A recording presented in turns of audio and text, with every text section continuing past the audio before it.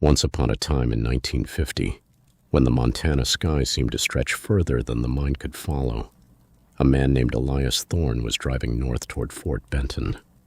The air was heavy, the kind of stillness that usually precedes a storm, but the clouds held their breath.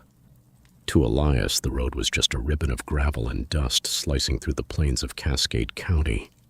He was a man of appointments and schedules, a man who believed the shortest distance between 2 points was a straight line and a heavy foot on the pedal. And he had somewhere to be.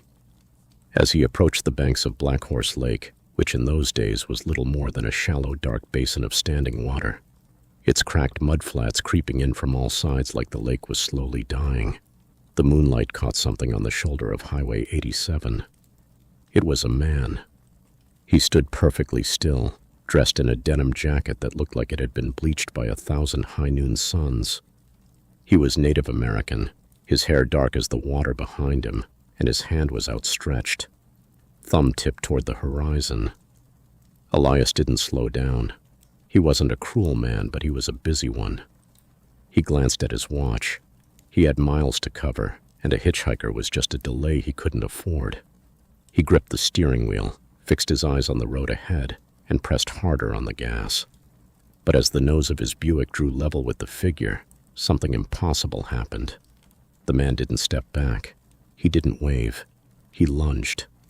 With a sickening metallic thud, the hitchhiker rolled over the hood. Elias screamed as the man's face, calm, almost bored, smashed against the windshield. Glass spiderwebbed across his vision. He felt the weight of a human body tumble over the roof and heard the hollow thump as it struck the gravel behind him. Elias wrenched the wheel. The Buick left the road. The shoulder crumbled beneath the tires and the car pitched forward, plunging nose first toward the dark water of the basin below. The last thing Elias saw through the shattered windshield was the surface of Black Horse Lake rushing up to meet him, not like water, but like a black mirror falling from the sky. Then silence. A silence so complete it had weight. And then, as if someone had simply changed the slide on a projector, Elias was sitting in his car, on the road, engine idling. His heart was a hammer against his ribs. He sat there for a full minute shaking, staring at the windshield. It was intact. The hood was polished and dentless. The car was perfect, sitting right there on the shoulder of Highway 87, pointed north, as if nothing had happened at all. He forced the door open. His legs felt like water as he stumbled to the back of the car. He looked at the road behind him, expecting to see a broken body in denim. The road was empty. No body, no blood, no scuff marks in the dirt. He ran his hands over the hood. Not a scratch. He looked out toward the lake, just that flat, dark expanse of shallow water, undisturbed under the moon. He stood there in the middle of the Montana dark, the silence of Black Horse Lake ringing in his ears. He convinced himself it was a trick of the light, a waking dream brought on by the fatigue of the road. He got back in the car, hands still shaking, and drove the rest of the way to Fort Benton in a trance. Years passed, and in time the memory softened the way all sharp things do. It became a story Elias told at bars, a spooky encounter to entertain friends after a few rounds. He'd lean in, lower his voice, describe the face on the windshield, and wait for the gasps. People loved it. He loved telling it. But he never told anyone about the part that still woke him up at night. The split second where the car had left the road. The feeling of falling. He left that part out, because if he said it aloud, he'd have to wonder why he couldn't remember the impact. He grew old. He grew successful. And he stayed just as hurried as he had been in 1950. He never liked to wait. He never liked to stop. Moving forward was the only direction that made sense to him, because standing still meant thinking, and thinking meant remembering the sound of gravel giving way beneath his tires on a dark night in Cascade County. 40 years later, in the autumn of 1990, Elias found himself on that same stretch of Highway 87. He was retired now, driving a modern sedan, headed to see his grandson. The landscape had changed. The plains were the same, but the lake was different. The basin had filled over the decades, fed by years of heavy snowmelt and drainage from the foothills. Black Horse Lake was full, a shimmering black mirror under the stars, deep and still and unknowable. He saw the figure again, the same denim jacket, the same calm face. The man stood in the exact same spot by the lake's edge. Elias's hands tightened on the wheel. His pulse climbed. But this time the fear was chased by something heavier, something closer to guilt. He thought of how he had ignored the man 40 years ago. He thought of the ghost he had spent a lifetime laughing off.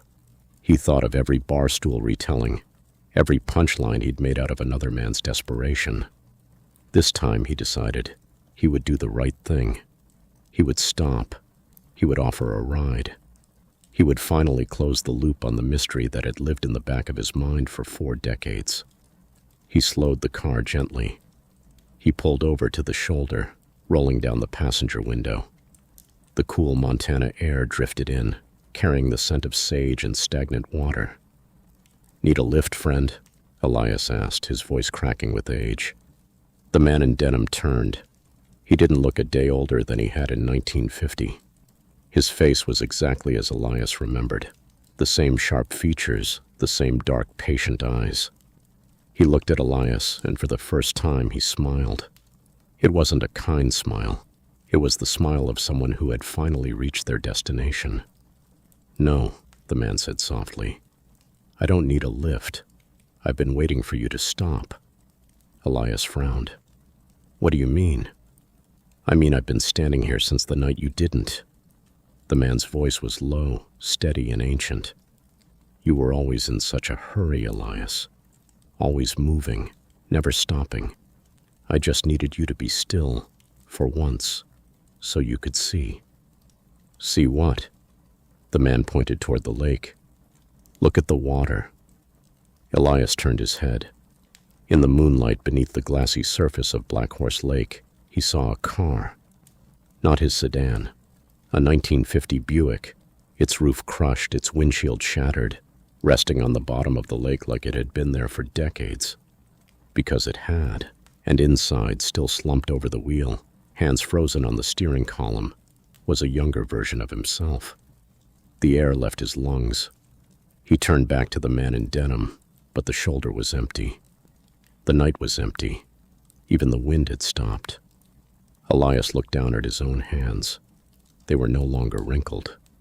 They were young, 28 years old, covered in the dust of a gravel road and the faint shimmering shards of a windshield that had never actually been repaired, because it had never needed to be. He understood now. He hadn't driven to Fort Benton that night in 1950. He hadn't grown old. He hadn't retired. He hadn't had a grandson waiting at the end of a long drive. He had swerved off the road, and the lake had swallowed him whole. And in the long, silent seconds between the water rushing over the hood and his final breath, his mind had done what minds do when they can't accept the end. It kept going. It built 40 years of life out of a few seconds of dying. It gave him a future so vivid, so full, that he never thought to question it. He had been so focused on where he was going that he never noticed the moment he arrived. The water was cold, but the silence, at last, was still.